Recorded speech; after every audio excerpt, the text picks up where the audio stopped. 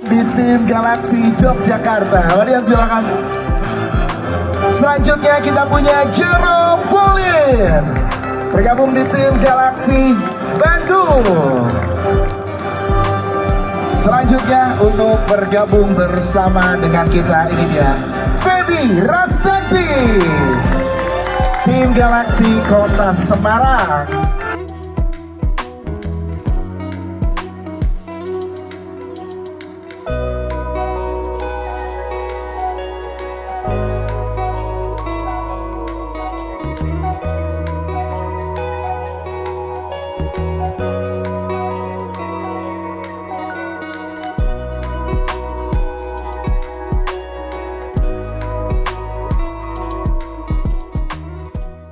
Dari sisi kreatif memang yang paling sulit ya kayak gini.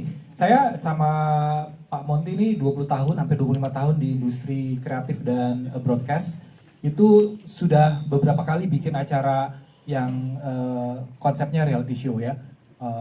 Banyak deh ya, kalian bisa sebutin. Kita bikin itu, tapi yang paling susah adalah melibatkan teknologi. Ini yang tantangan yang paling besar sebenarnya. Kalau cuma bikin acara semacam kayak reality show, travel based, documentary, itu gampang banget ya, tinggal kasih misi, dilepas, kita kirim kamera, terus jalan ya. Tapi karena harus ada teknologinya, itu yang membuat acara ini jadi sangat menarik. Dan kita tahu fitur Gemini itu kan juga sesuatu yang dimana kita harus mikirin ya, kira-kira kalau pakai fitur Gemini ini bisa dipecahin nggak ya? Gitu. Dan memang ini butuh banyak riset. Jadi pada saat misalnya contoh kita ke Jogja, itu kita datang dulu, kita riset dulu, kemudian kita datang lagi, reki lagi, kita cobain lagi gitu ya. Sampai benar-benar ini terbukti bisa gitu. Jadi tantangannya sangat besar tapi menarik untuk menjadi sebuah program dan terbukti. Tadi kalau kita lihat ya dari Jogja, tadi barusan Bandung, Jogja juga seru banget. Semarang lebih seru lagi.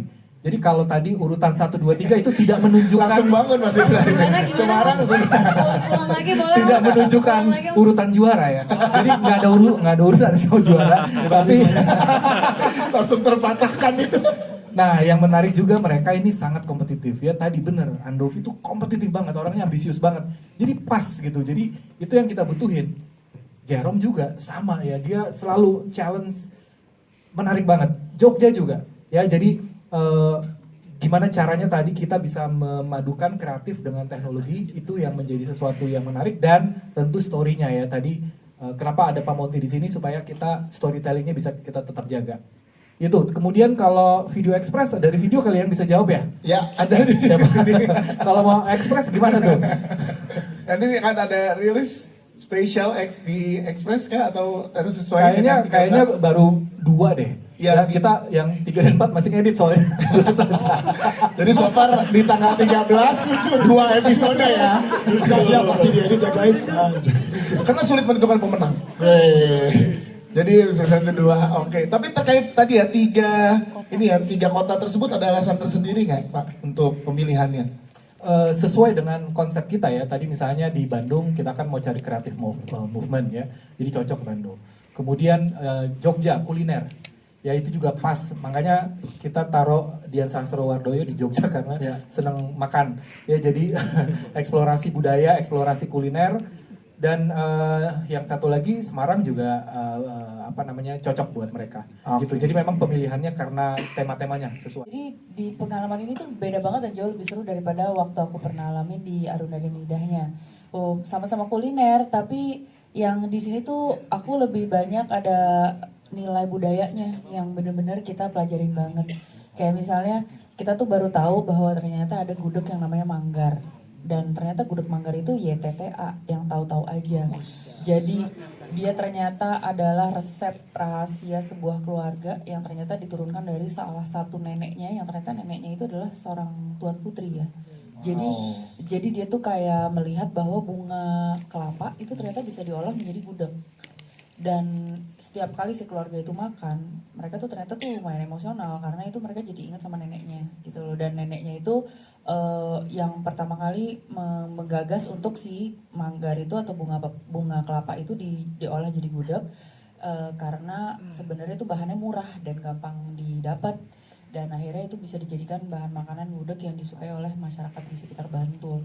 Nah itu kita baru tahu tuh pada saat kita tanya kepada Gemini, karena kita waktu itu dapat clue-nya tuh bener-bener cuma seuntai benda yang kita juga nggak tahu, ternyata itu adalah bunga kelapa.